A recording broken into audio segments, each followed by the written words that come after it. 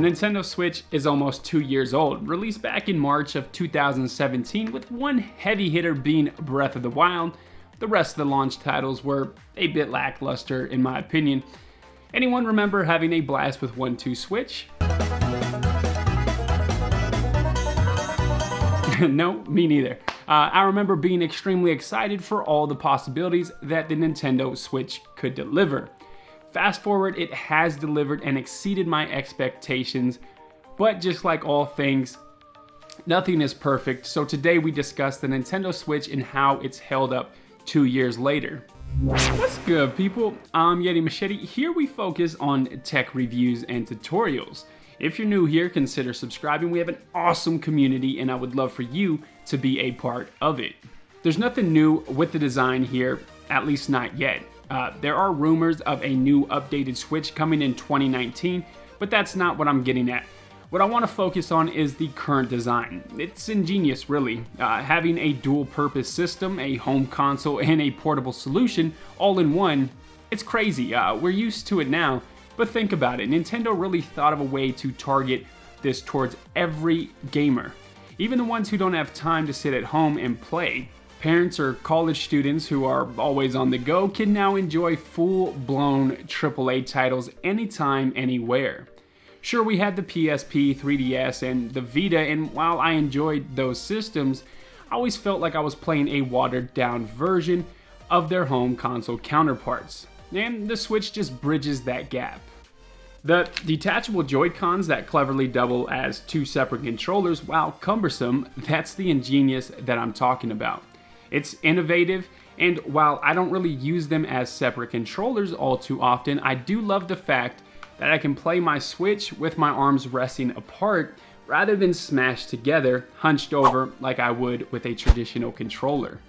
The Nintendo Switch has held up nicely over the years with no noticeable dings or scratches. Though if you play your Switch primarily docked, there are reports of a large amount of Nintendo Switches that are cracking and warping due to heat. Thankfully, I haven't had this issue, but then again, I mainly play in portable mode. The dock is also known to scratch the Nintendo Switch screen, so make sure you pick up a tempered glass screen protector first thing. Now, if you have been waiting to pick up the Switch, we have a few different custom themed Switches. Unfortunately, I haven't been too impressed with Nintendo's design here. I just feel like they're incomplete in one way or another, especially when compared to custom systems we got for the 2DS and 3DS. For example, we have a really cool Smash Bros. Dock, but the Switch itself is plain, and don't get me started on the Smash Bros. Joy-Cons. Speaking of the Joy-Cons, Nintendo, what the hell are you doing? We want custom-themed Joy-Cons, and we're willing to fork over the cash to you. We want more colors, more proper themes, not half-assed designs. Okay, rant over. Thankfully, third parties are creating colored Joy-Cons and Pro Controller shells, but a lot of people don't want to go through the extra step of performing a transplant. I did one for the Pro Controller and it was relatively easy. If you're interested in that, I'll link it on card now. Now on top of the custom Joy-Cons, I think it'd be really cool to have like bigger Joy-Cons with like a grip for adult-sized hands, because when playing in portable mode with large hands, it just gets uncomfortable really quick.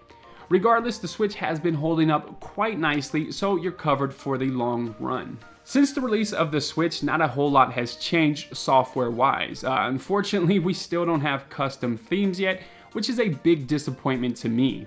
Almost 2 years later, and we're just now getting YouTube with still no clue on when Netflix will drop. Now, trust me, I get it. It's a console first, but so is the PS4 and Xbox One. They both have Netflix, and it would be nice if the Switch did too. Now, one of the biggest changes since the release of the Switch is that Nintendo has dropped their online service. A lot of people aren't too happy with it so far, but I have zero complaints. It's only $20 for a year, which is pocket change compared to the $60 that Sony charges for their online. I guess people are more upset that Nintendo has yet to release a virtual console on the Switch, which I completely understand. I just want to be able to play GameCube and N64 games on my Switch, and I would gladly pay upwards to like $10, $20 per game, but I guess Nintendo just doesn't want any more of our money. Or maybe they're planning on dropping a GameCube classic and they don't want their two systems competing. Now speaking of games, that's something that we have a lot of here on the Switch.